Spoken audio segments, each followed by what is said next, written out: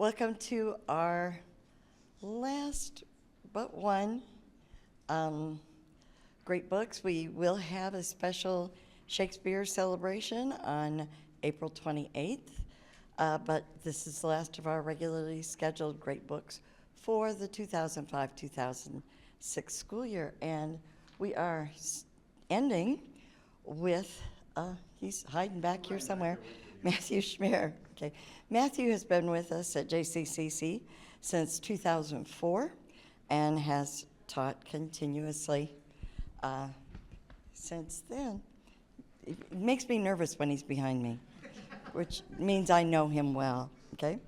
So Matthew has been involved in a lot of things. He's been heavily involved in our curriculum process, and for the department, he's kind of been the face of the curriculum department since 2010.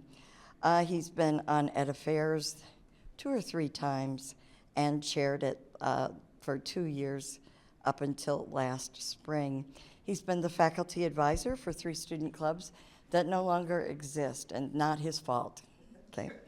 Cult Film Club, the Paper RPG Club, and St. Paul's Outreach. And he won the BNSF Teaching Award in 2001. Prior to coming to us, he was an assistant professor at Francis Marion University and played all sorts of roles inside of St. Louis at the community college and at the University of Missouri at St. Louis. He holds an MFA in creative writing with a poetry emphasis and a BA along with a writing certificate, all from the University of Missouri at St. Louis. He lists his personal hobbies and interests. He likes to start and abandon poetry blogs. And he has several with really interesting names. He's still chasing book publication, and he says he has been rejected by the absolute finest. So he's been married to his wife, Karen, since 1993, which is more her achievement than his. And they have 4 children. One's in grad school. One's teaching K-8 art full-time. One's about to graduate from college, and one is a freshman in college. As for hobbies, he says he enjoys comfortable chairs, good books, and cheap whiskey. Spelled the English way, not the Irish way, but that's another thing. His primary reason for choosing this title, this is a series that does take place at lunchtime, so lunch poems. But this is also April 1st is National Poetry Month.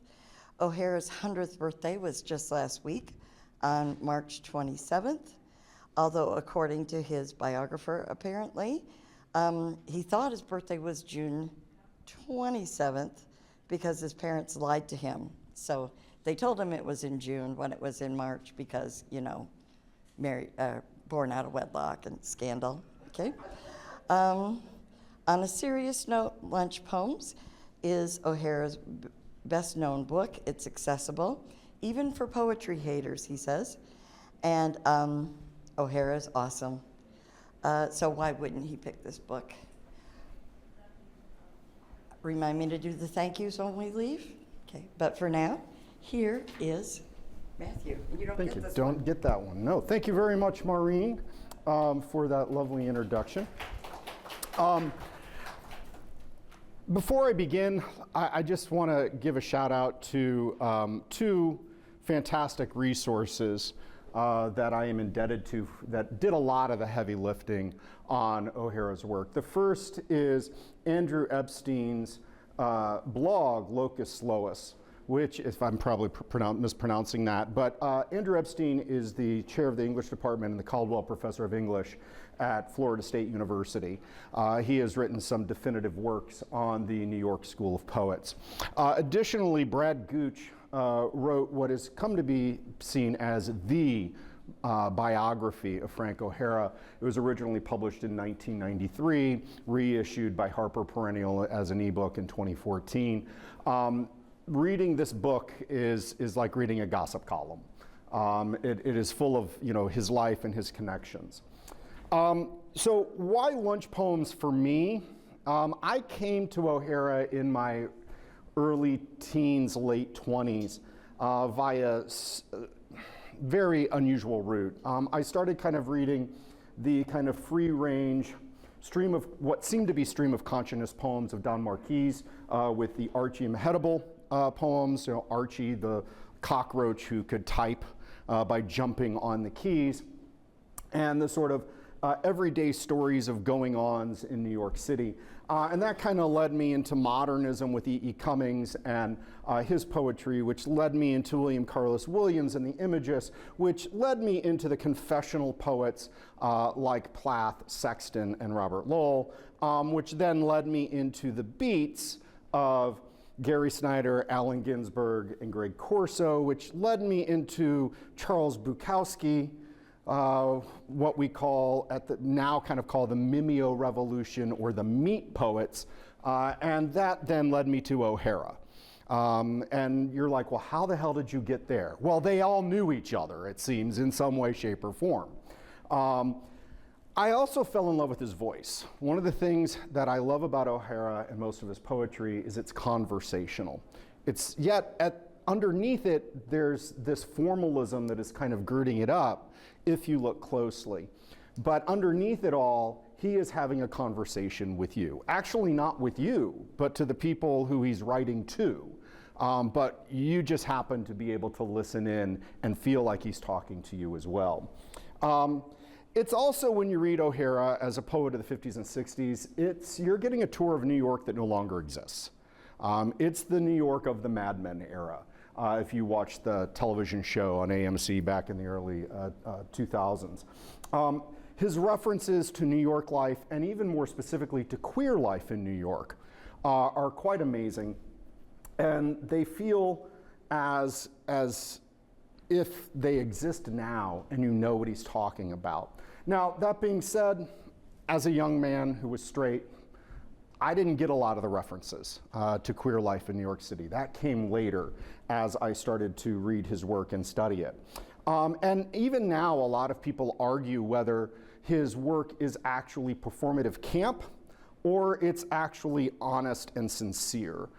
Scholars such as Ann Hartman and Hazel Smith have written books over these issues as they try to think about the spaces that O'Hara inhabited in his personal, professional, and social lives. If we really think about O'Hara, right, he lived only 40 years. He was born in 1926 on March 27th, so that would have been 100 years this past Friday. But as Maureen alluded to, his parents lied to him. He believed his birthday was June 27th for his entire life. In fact, his birth certificate wasn't discovered until 25 years after his death, so in the 1980s, almost 1990s. And the reason for that is they were of Irish Catholic stock. And being good Irish Catholics, when they married in September of 1925, they moved to Baltimore away from family, had a baby, 18 months later moved back, oh yay, everything's fine. They were, as I mentioned, he was morally conservative. He was raised in a Catholic household, pre-Vatican II, Roman Catholic household. He was the oldest of 3 children. He had a younger brother, Philip, and a younger sister, Maureen. They grew up in Grafton, Massachusetts. He graduated from a private Catholic boys' high school, and he was aware of his own sexual orientation fairly early in his life. By the time he was 16, he knew for sure. And he knew he had to get away from home to truly live the life that he wanted to live. Unfortunately, World War II intervened. He served in the Navy during World War II as a sonar man on the USS Nicholas in the Pacific Theater. And after the war, he used what was the first iteration of the GI Bill to attend Harvard University, where he was in good company with a lot of other poets and writers. He graduated with his bachelor's in English in 1950, immediately turned around and entered graduate school at the University of Michigan and graduated with a Master's of English in 1951, a 1-year master's program. Don't you wish those existed today, but not online. He then moved immediately to New York City, and his roommates were people that he knew, John Ashbery and James Schuyler. two people who were also involved in the New York School of Poetry. And in fact, Schuyler was working at the Metropolitan Museum of Art as a curator, and eventually O'Hara worked there as well, because he realized that if he was employed at MoMA, he could get an employee discount on the exhibitions and the shows. Art was his first love, poetry was his second, although that's in the world of things, not in the worlds of people. We'll talk about that in a little while. So he began writing and publishing art criticism for Art News and started publishing in small press magazines, did some chapbooks and pamphlets. He wrote plays. He collaborated with other artists and poets in mixed media works. He took that job at MoMA, literally selling postcards at the front desk, and then eventually worked his way up to being the assistant curator of painting and sculpture exhibitions. In fact, he was the person who wrote the catalog for Jackson Pollock's first exhibition at the MoMA in 1959. And the MoMA still sells that. You can go buy it today. Lunch Poems was published in 64, 65. It was actually his second book of poetry. And he published another book shortly after, in the same spring that this appeared. It had a 1964 copyright date, but it really didn't hit until like January of 65 when the reviews were coming out. And a little bit later that year, another chapbook of poetry of his called Love Poems, tentative title, was published. And it was a small paperback cardboard stock cover collection that were mostly love poems to his then lover. He died on July 26, 1966. He was hit by a beach taxi late at night, 2:30 in the morning. They were coming back from a discotheque on Fire Island, partying. The wheel blew out. They pulled over, had their lights on. They were all mingling outside, and another beach taxi came over the hill, sand dune, hit him. And he didn't seem to suffer too many injuries on the scene, but it turned out that he had internal bleeding and hemorrhaging to his liver and kidney, and he died 40 hours later in hospital. He had only been in New York and working and publishing as a writer and art critic for 15 years. He had a 15-year career, and yet his impact on both the art world and the poetry world has been substantial, and almost to this point, we'll say everlasting in a way. So when he hit New York City, right? Sorry. Let me back up. During those 15 years, the 15 years of writing and poetry, if you notice, he put out several books. Now, the two that I have highlighted in yellow here are the ones that he published with traditional presses. Everything else was a small press publication, and many of them were put out by Tabor, I'm going to say this, I'm going to butcher it, Tabor Denage, an art gallery in New York that was one of the first to exhibit the minimalist and color-field poets like Mark Rothko and Helen Frankenthaler. So if you imagine those pictures of different colors in big block squares, this was one of those galleries. And it kind of served as the mixing social pot for all of these artists and writers. And they had an imprint, and they published a lot of mixed media works. In fact, the Orange's 12 Pastorals ended up turning into a show with the artist Grace Hardigan, where she did paintings based on his poems, and they were displayed side by side. To look at this social circle that sort of came out around this galleries is quite amazing. Just a quick list of the artists: Wynne Chamberlain, Jane Frelicker, Helen Frankenthaler, Michael Goldberg, Robert Goodenough, Red Grooms, Grace Hardigan, Alex Katz, William and Elaine de Kooning, Alfred Leslie, Robert Motherwell, Jackson Pollock, Fairfield Porters, Larry Rivers. I mean, he knew all these guys. And in fact, they ended up doing his portraiture at different times. This social circle that he was engaged in the art world overlapped with his writer world, where he was doing and seeing and interacting with the folks like John Ashbery, Leroy Jones, who later changed his name to Amiri Baraka, Bill Berkson, Ray Bresmer, Joe Brainerd, Greg Corso, Edward Denby, Kenward Elmsley, Allen Ginsberg, Barbara Gath, Kenneth Cook, Jack Kerouac, who he hated. Jack Kerouac and him had a beef. Jack Kerouac was a little bit of a bigot, and there was a reading when Greg Corso's new book of poetry came out. It was published by City Lights, which also published lunch poems. And so Allen Ginsberg and Frank O'Hara were there and invited to read, and Kerouac and Corso got drunk and were yelling slurs at O'Hara, and O'Hara got up to read, and Kerouac yells out, "You're ruining American poetry," and Frank fires back with, "That's more than you've done for it." Which is a great comeback line. So he was involved in this art world and this poetry scene, and that's not even to mention all the other artists and actors and performers in the theater and the artists who did stage decorations and backdrops, and the screenwriters and the script writers and the dancers.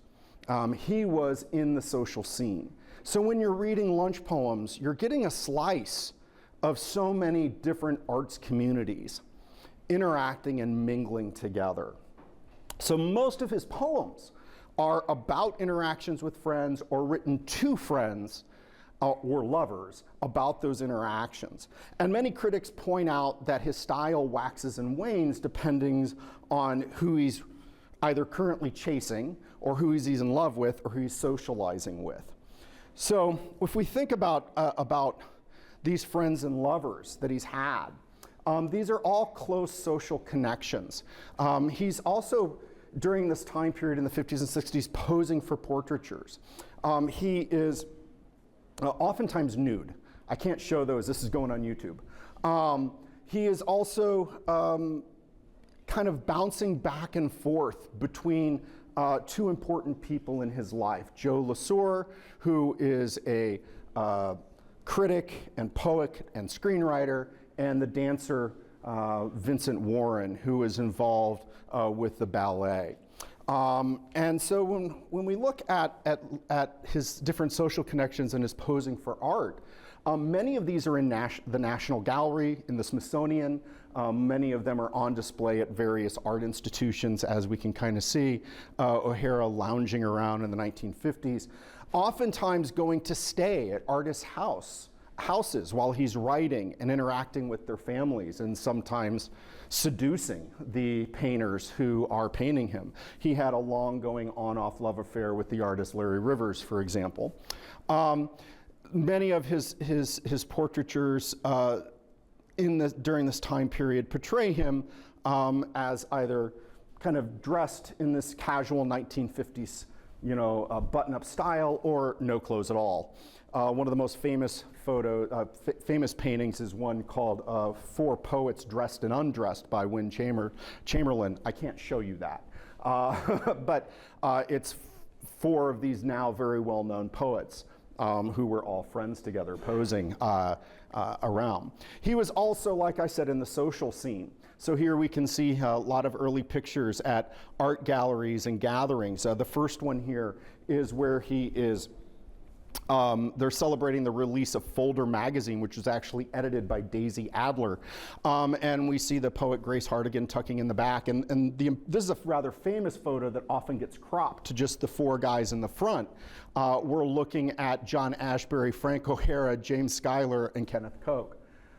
Four of the poets who are considered the core of the New York School of Poets. So named, by the way, because they were associated with the New York School of Painters.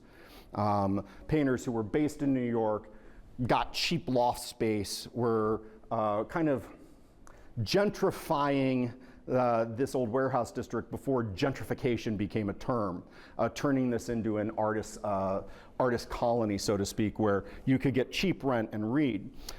You can also see over here, this is an art benefit for a magazine called Eugen. And reading here are Allen Ginsberg and Amiri Baraka in the background, then going by his original name, Leroy Jones, and Ray Bremser, who was a jazz poet of the beat movement, who had a lot of problems with the law. And Frank O'Hara and John Ashbery were really good friends. They actually roomed together with James Schuyler for the first few years that they were in New York, from about 51 to 53, 55-ish. When we look at the two loves of O'Hara's life, we've got Joe Lesueur and Vincent Warren. Clearly, Frank had a type. Lesueur went on to be a screenwriter and a poet. He actually ended up working for soap operas in New York, became one of the leading writers on Guiding Light during the 70s. He passed away in 2001. He wrote a book about his life, a memoir about his life with O'Hara before that. Vincent Warren died in 2017. He went on to become a very well-known, famous Canadian ballet dancer, ballet historian, and archivist. There was a 13-year difference between their ages when they met and when they were dating. So Warren was about 20 and Frank was 33 when they met. And their love affair went on and off for several years. So when we think about lunch poems, and we think about O'Hara in popular media, it's kind of funny because he really only kind of popped back up on the radar about 20 years ago. It kind of started off with Mad Men, believe it or not. In 2008, his book Meditation in an Emergency, this is a UK print, was featured as a minor plot line in the story that season, season 2.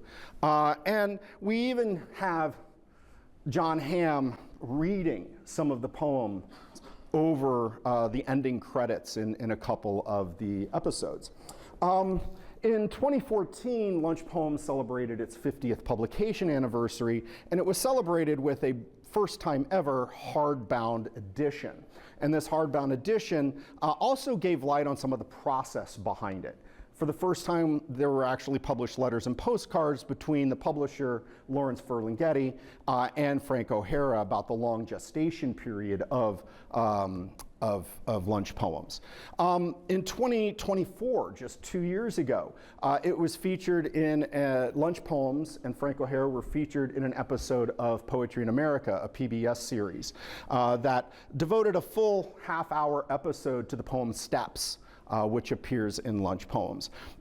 Also in 2024, Lunch Poems popped up on GQ's Hot Guy Books list. Supposedly hot guys are carrying around cool books. Unfortunately, nobody's ever said I'm hot, so I don't know if that's true or not. But it kind of popped up there, and I was also surprised to see Auden on there, by the way. And there is a link between Auden and O'Hara. James Schuyler, who was his friend and they worked with, was a friend of Auden's and served as Auden's typist for several years when Auden toured Europe. So it's kind of interesting that that one's there. The other thing is that whenever some food blogger wants some easy content, they head to Lunch Poems. And oftentimes they mention Lunch Poems, but they also feature poems that aren't actually in the book. One of Frank O'Hara's famous poems is Having a Coke with You. That does not appear in anything other than his selected and his collected. It was originally published, or it was originally written around 1962, 63, I believe. It was published in a small press magazine called Love, never collected in an edition, not until after he died. And it's still considered one of his famous poems because we have video of him reading it. Because in 1966, about 2 months before Frank died, he was interviewed for a program called USA Poetry by the public television station in New York. And that was released about 2 months after his death. So why does Lunch Poems endure, right? Why is this a good book? It's never been out of print. Since the moment it's been in print, since the moment it arrived, it has been one of the most popular of the City Lights Pocket Poets series. This was number 19. The price has always gone up over the years. Originally it was like $1.25, now it's $14.95, but it's never been out of print. Also, O'Hara is now seen as a bridge between the Beats and the New York School. And O'Hara kind of opens up all of the personal, observational sort of poetry that we see coming out of the 70s, 80s, 90s, and even today. It's his best known individual volume of poetry. If most people, you say Frank O'Hara, they're going to know Lunch Poems. If they're going to know an individual poem, it's probably going to be that Having a Coke with You. But his Lunch Poems is fairly well known and kind of taught in many colleges and universities. When you read him, as I pointed out in my intro to this, it's fresh. It seems immediate. It's going on now. You have insight into his world. And he also is sometimes credited with being the genesis, the first person to do what is now called the poetics of information overload, of just throwing all this information at you. His almost stream of consciousness, but not quite. And he's also credited with being the first poet to engage in what is called if I'm going to say this right, celebploitation. Boy, my mouth is not working today, right? So just like blaxploitation, celebploitation is taking advantage of and writing about celebrity and using that as a launching point or talking about the reactions to celebrity behavior as the subject of your poetry. And of course, he died at 40 years old. And so there's always the question of what if? What if he had lived longer? What if he could have lived into the 80s or 90s like 1980s and 1990s like many of his contemporaries? What would he have produced? It's kind of like that lost genius idea that we kind of mourn that we lost someone before their time, much like we do with many poets from the Romantic age who died of tuberculosis, for example. So lunch poems also comes with a myth, right? And the myth is printed right on the back of it. And if you really look at this copy blurb, I'm going to read this to you, right? Often this poet strolling through the noisy, splintered glare of a Manhattan noon has paused at a sample Olivetti to type up 30 or 40 lines of ruminations, or pondering more deeply, has withdrawn to a darkened ware or firehouse to limn his computed misunderstandings of the eternal questions of life, coexistence, and depth, while never forgetting to eat lunch, his favorite meal. That's some damn good ad copy, right? That's a good blurb. We can picture him, right? The poet in New York leaving his desk at the Museum of Metropolitan Art, hobnobbing into the crowded tavern, pushing his way up to the lunch counter or maybe the dive bar counter, ordering something to drink and slamming back his liquid lunch. On his way, stopping at the Olivetti showroom, which, yes, actually existed. The Olivetti Lettra 22, beautiful typewriter on display, where he could pound out a few lines and ruminations, or maybe sitting in a diner, writing in a notepad, trying to get his ideas across, right? But it's total bullshit. Total bullshit. O'Hara wrote that blurb himself, and we know that. Because here's his letter to Ferlinghetti saying, oh, back copy, here you go. I don't know, let's go with it. Oh, and the colors? Yeah, let's do blue and orange. Great, right? Frank O'Hara was a curator. He knew how to present stuff, and he wanted to present an image of himself as a cosmopolitan, in-the-know New Yorker who had no cares. And boy, does that ad copy on the back of that book sell it. Also, just to kind of point out, the reality of this is this book took years to come out, all right? The poems span about a decade. It took 6 years for this book to be published.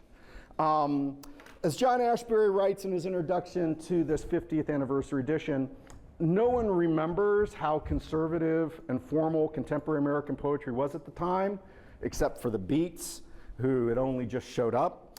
And he goes on to remark that no other poetry collection of the 60s did more to shatter the congealed surface of contemporary academic poetry. I think Ashbery forgets that Berryman's Dream Songs won the Pulitzer Prize in '64. So there's that. But that aside, this book changed things. It took 6 years because O'Hara had to take the time to put it together and to really think about it. And it didn't happen because O'Hara dragged his heels. He was doing other things, writing criticism, curating shows. That long gestation period happened for a reason. And in fact, he was putting in poems during the time period when he should have been editing the final manuscript, going, no, I'll take this one out and put that one in, which prolonged the process even more. So the book actually got its start in '59 when Ginsberg and Ferlinghetti were up in Larry River's studio, and they were sitting around drinking, and O'Hara mentioned he was writing poems on his lunch break, and Ferlinghetti was like, hey, that's a great concept. Do a whole book of those and I'll publish it. And so 6 years of back and forth letters before O'Hara finally had a manuscript that was ready. The poems are dated more than a decade, as I pointed out. Earliest ones around 52, 53, when he certainly didn't have many lunch breaks because he was hustling, all the way up to 64. And yeah, some of these were written during lunch, right? But most of them were written on ferries or scrawled on notepads while he was taking tickets to an exhibition, or at his desk after work at lunch, or they were half written and left in his typewriter, and he'd come back a little bit later and finish them out, or he would bang them out on his typewriter while he was literally talking on the phone to one person and having a conversation with another. Yet no matter when or how the poems are created, they all share one thing, right? It's this overwhelming, intimate, conversational tone that makes you feel like he's talking to you. These are what O'Hara calls his I do this or I do that poem, and I do that poems, or his I went there and did that poems. They're observational. They are reactions, thoughts in the moments about what he's experiencing as he's going about his life in New York. And this is where some folks have a little bit of problem, because he's witty and he's funny, he's sophisticated, the poems are often delightful, but a lot of people point out that he's a gay man living a life that's kind of on the edge in New York City. He is definitely promiscuous. He's definitely staying out all night at discotheques and dance bars. He is lots of one-night stands, falling in and out of love, being infatuated with people.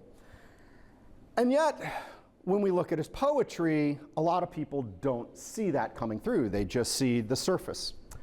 And so a lot of folks say these are actually performative camp, writings coded with references to gay life that a heteronormative reader of the time would gloss right over. And we think of camp today, we often think of Queer Eye for the Straight Guy or RuPaul's Drag Race as being satirical over the top.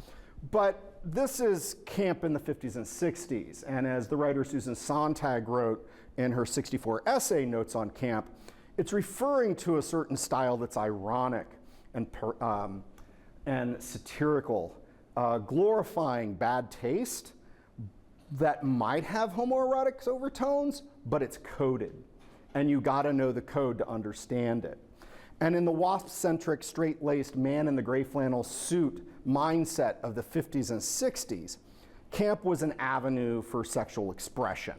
And it often seems like O'Hara comes right up to crossing the line of social norms and then backs off. He's not vulgar that often. There's only one F-bomb in the entire book. There's a couple of shits, but F-bomb's only one. Now, the scholar Bruce Boone has argued that O'Hara's poems affirm an effeminate gay male sensibility rather than stifle or castigate it, which is what the 1950s and 60s wanted to do to homosexuality. This was the era of doing things on the down low. And O'Hara expressed his feelings and thoughts in the moment. He wasn't going to stuff away his feelings and his expressions and then ponder them later off to the side and decide which things are socially appropriate and which things aren't. He's going to write in the moment about those experiences. So in this way, O'Hara's references to touchstones of life in New York and his reactions to the world kind of seems similar to the confessionalists who kind of came right before them, where like Robert Lowell and Anne Sexton and Sylvia Plath and others of that school of poetry were looking inward, but they were doing it in a more formal way, using traditional academic forms of poetry, the sonnets, the odes, the elegies. O'Hara wasn't going to do that. And that's why some people see him fitting in more with the beats, because he was more free form, or it appeared to be free form. And at the same time, he's being sly and coy with his allusions and his direct references. And as Boone explains, the coded nature of gay language in this post-war period, right, the poets of World War II, expressed a need for self-preservation and concealment on the part of the gay community for a linguistic defense against the threat of the dominant group, because dominant groups don't recognize the groups they dominate until they're compelled to do so. And we also have to remember the time period in which O'Hara is writing. We need to remember that this entire time period was one fraught with social upheaval. The dominant group, white Anglo-Saxon conservative America, was being forced to recognize and reconcile the American promise of a truly democratic melting pot. Civil rights movement was in full swing. Schools had only recently been integrated. Protest marches, political violence aimed at ethnic and social minorities, racism and discrimination was an overt part of the American experience. The impacts of the Second Vatican Council, the Vietnam anti-war movement, the rock music counterculture, the Summer of Love, the Stonewall riots, those are on the horizon. Those are coming. They're not here yet. And to be gay in this era was to risk attack and ostracism. And yet O'Hara was right there, openly celebrating gay life in between poems about celebrities and composers and going to the movies and getting lunch, and many people didn't even notice it. Further, the era in which O'Hara is writing in is also one where there's a split between the academic poetry world and the new bohemian beatnik poetry of protest that we see with the Beats. There's obscenity trials over Lenore Kendall's Love Book and Allen Ginsberg's Howl. The poet D.A. Levy was arrested in Cleveland for merely reading a poem about the joys of smoking pot, right? The comedian Lenny Bruce was being arrested over and over again for his use of obscenity in his comedy shows. And there's O'Hara, right in the middle of it again, right in the middle of all this, celebrating the vulgar, that, well, what most of America could be considered perhaps the vulgar, in a delightful and entertaining way. And as John Ashbery once commented, O'Hara was too hip for the squares and too square for the hips. And so he was able to cruise through the pages and avenues with nary a care. Others don't see O'Hara as being camp. They see sincerity and ironic distance. Christopher Richards argues in an essay in The Millions, which was a literary blog when literary blogs were a big thing. He says that camp is more of a derogatory term that tends to focus on shame. And it's the shame of attraction. Why? I mean, we're ashamed of how we are attracted to this thing or to this concept, and so we play it up and overdo it. But as Richards argues, why? Why shouldn't you love it? Why should you feel ashamed of your love for something, or of love for yourself, or love for others? In O'Hara, there's no shame. There's only celebration of pleasure. Even the pleasure of the everyday, of reading newspaper headlines, of going to diner lunches, of thinking about meetings that you have to go to or just got out of, or phone calls with friends. And this is a time period when phone calls cost money, right? By the minute. So seen through this view, O'Hara's poems seem like a commentary on the overthought, overwrought confessionalist poets such as Lowell, who O'Hara once commented was a poet who had a confessional manner which lets him get away with things that are really just plain bad, but you're supposed to be interested because he's so upset about it. In Lunch Poems, O'Hara doesn't seem upset. He's celebratory. He's jubilant, even when he is sad, right? And if you pick up the clues, you really get it. And if you don't pick up the clues, well, then the poems still rock, right? They're a celebration of culture, pop culture, of the here and now. And as the scholar Paul Stevens says, we can trace the recent generation of poets obsessed with pop culture and celebrity right back to O'Hara.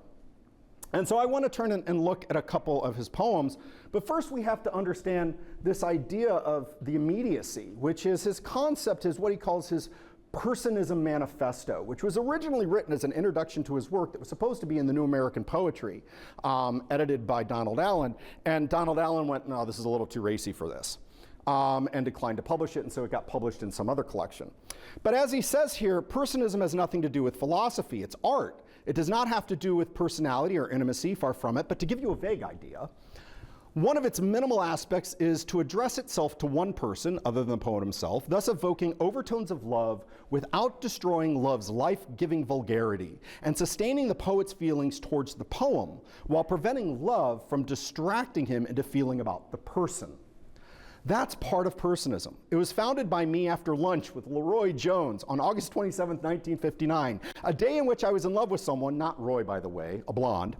I went back to work and wrote a poem for this person. While I was writing it, I was realizing that if I wanted to, I could use the telephone instead of writing the poem. And so personism was born.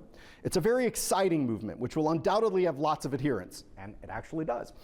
It puts the poem squarely between the poet and the person, Lucky Pierre style, and the poem is correspondingly gratified. The poem is at last between two persons instead of two pages. Now, if you're not getting the sexual innuendo in this, I'm not going to explain it to you, but this idea of the poem being an avenue of expression between two people is at the heart of what O'Hara is doing. Most of his poems are written 2 or 4 people. He was constantly writing poems and sending them in the mail. He was constantly writing poems and giving them to people at parties. This was his way of communicating, of expressing his feelings, oftentimes right away on the spot, sometimes jotting them down, coming up with them a little bit later. So let's look at this one called Poem. There's a handout here. This is the first one. This is a poem that appears early in the book. I like this one. Instant coffee with slightly sour cream in it, and a phone call to the beyond, which doesn't seem to be coming any nearer. Ah, Daddy, I want to stay drunk many days on the poetry of a new friend, my life held precariously in the seeing hands of others, there in my impossibilities. Is this love, now that the first love has finally died, where there were no impossibilities? This is a great, compact little poem. It was actually written for John Weiner, the poet, who he had recently just met a couple days before and spent some time with reading his poems in process. You've got this nice, great line about drinking something that's slightly off, right? It's got that sour cream in it. And you get that call, but that person isn't any closer, and you still feel that distance, and all you want to stay is drunk on the person's love, right? Drunk on their poems, or maybe even literally drunk, the way that the line is phrased, right? And that idea of the first love, where nothing seems impossible, and then once that wears off, there's still impossibilities, right? And you're hoping and waiting for those. It's a great poem. It's compact. It gets across that moment, trying to give voice to something, to someone, to communicate that I just want to sit here and revel in you and your ideas. And I want people to look after us while we do it, right? That sense of community, that sense of being connected. Another great short poem. I love this one because this one shows how funny he can be, right? Poem. Wouldn't it be funny if the finger had designed us to shit just once a week? All week long, we'd get fatter and fatter. And then on Sunday morning, while everyone's in church, poop. I love this for a couple of reasons. Number one, the finger, right? Perfect illusion. It's the Sistine Chapel.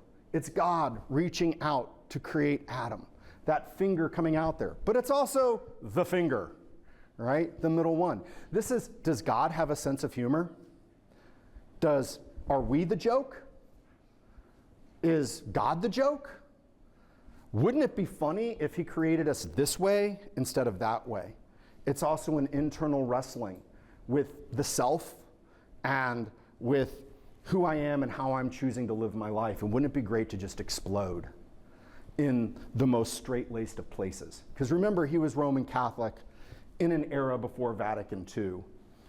Catholic Church didn't look like Catholic Church does today. Go to a Latin Mass and experience it for yourself. That's a little bit of a throwback to what it would be like if you didn't grow up in that era. The next two are actually, we have O'Hara reading himself, actually the next three, which is kind of great. This is probably one of his most famous celebsploitation poems, if you will, followed by a poem called Song. So we'll hit this here. This is a clip from that USA Poetry.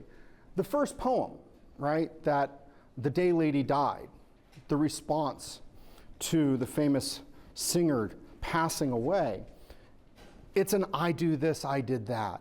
And he's constantly name dropping the locations, name dropping his friends who he's doing things for, constantly thinking of and in action of itself. And we get a little bit of that social connection and a little bit of that kind of internal thinking of the self. And if you don't catch it, the leaning on the John door, which is where you go to hook up with someone and hopefully catch their eye, buried right down there at the little bottom of this poem, that is a reaction to someone's death, not really about that death.